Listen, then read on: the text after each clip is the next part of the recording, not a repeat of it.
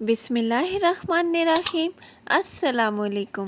Welcome back to my channel. I hope आप सब खैरियत से होंगे। आज मैं आपके साथ शेयर करूंगी बहुत ही अमेजिंग रेसिपी भुने हुए गोश्त की। ये हमारी ट्रेडिशनल रेसिपी है, हर घर में ये बहुत ही ज़्यादा बनाई जाती है। तो आइए चलते हैं इस रेसिपी की मेकिंग की तरफ। तो यहाँ पे मैंने मटन का गोश्त लिया है, ये तकरीबन हाफ़ केजी है। इसके अंदर मैं ऐड करने लगी हूँ 1 टीस्पून नमक और 1 टीस्पून ही मैं यहाँ पे हल्दी ऐड कर रही हूँ और इसको अच्छे से हम मिक्स करेंगे। यहाँ पे हम मीट को अच्छे से मैरिनेट करेंगे नमक और हल्दी के साथ, ताकि अच्छे से जो नमक और हल्दी का टेस्ट है वो गोश्त के अंदर शामिल हो जाए। इसके अलावा मैं यहाँ पे ऐड करने लगी हूँ 1 टेबलस्पून लेमन जूस और ये मैंने यहाँ पे लिया है हरा धनिया की जो डंठल होती है वो मैंने यहाँ पे लिया, जिसको मैंने छोटा छोटा सा करके चॉप्ड कर लिया था। इसके अलावा मैंने यहाँ पे लिया है 1 टेबलस्पून अदरक लहसुन का पेस्ट। अब इसको मैं अच्छे से मिक्स करूँगी ताकि ये जो सारे इंग्रेडिएंट्स हमने यूज़ किए हैं उनका टेस्ट गोश्त में अच्छे से जज़्ब हो जाए। तो ये कुछ टिप्स एंड ट्रिक्स हैं जिसका आपने ख्याल रखना है। तो कोई भी गोश्त जब भी आपने बनाना है तो सबसे पहले उसकी मैरिनेशन आपने ज़रूर करनी है।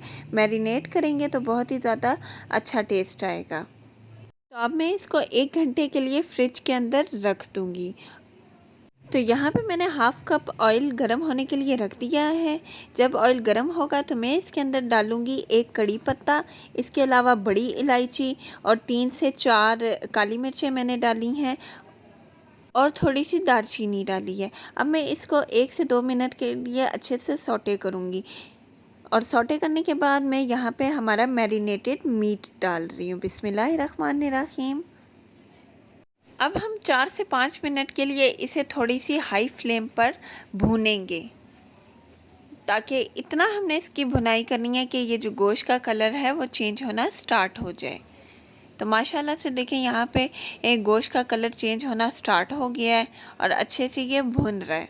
अक्सर लोगों को शिकायत होती है कि जब भी वो गोश्त बनाते हैं तो गोश्त के अंदर से स्मेल आती है, चाहे वो बीफ का हो या मटन का हो। तो अगर आप गोश्त को मैरिनेट कर देंगे तो बिल्कुल इसकी स्मेल ख़त्म हो जाएगी। तो यहाँ पे मैंने 1 टीस्पून लाल मिर्च का पाउडर डाला है, 1 टीस्पून मैंने यहाँ पे ज़ीरा पाउडर डाला है और 1 टीस्पून यहाँ पे मैंने सूखे हुए धनिए का पाउडर डाला है। और अब मैं इसको अच्छे से दोबारा मिक्स करूँगी। तो माशाल्लाह से देखिए कितनी ज़्यादा इसकी अच्छी सी लुक आना स्टार्ट हो गई है। अब नेक्स्ट मैं यहाँ पे प्याज का पेस्ट डालने लगी हूँ। तो यहाँ पे मैंने 2 मीडियम साइज़ की प्याज ली थी, जिसको मैंने 2 से 3 मिनट के लिए ऑयल में फ्राई किया था और उसके बाद मैंने इसका पेस्ट बना लिया था। आप चाहें तो कच्ची प्याज का भी पेस्ट बना सकते हैं, लेकिन उससे ये होता है कि कच्चेपन की प्याज की स्मेल आती है जो कि गोश्त में बिल्कुल अच्छी नहीं लगती। तो अब इसको अगेन हम अच्छे से भूनेंगे। अब मैं यहाँ पे 5 मिनट के लिए इसको कवर करके रख रही हूँ ताकि जो हमारा मीट है वो अच्छे से टेंडर हो जाए।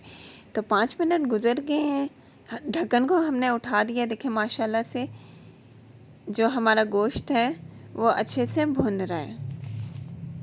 तो अब इस स्टेज पे मैं यहाँ पे डालने लगी हूँ 2 मीडियम साइज़ के टमाटर का भी मैंने इस तरह से पेस्ट बना लिया था और वो इसमें शामिल कर दिया। अब इसको अच्छे से हम चम्मच की हेल्प से मिक्स करेंगे और इसको अब मैं दोबारा 5 से 8 मिनट के लिए कवर करके रख रही हूँ।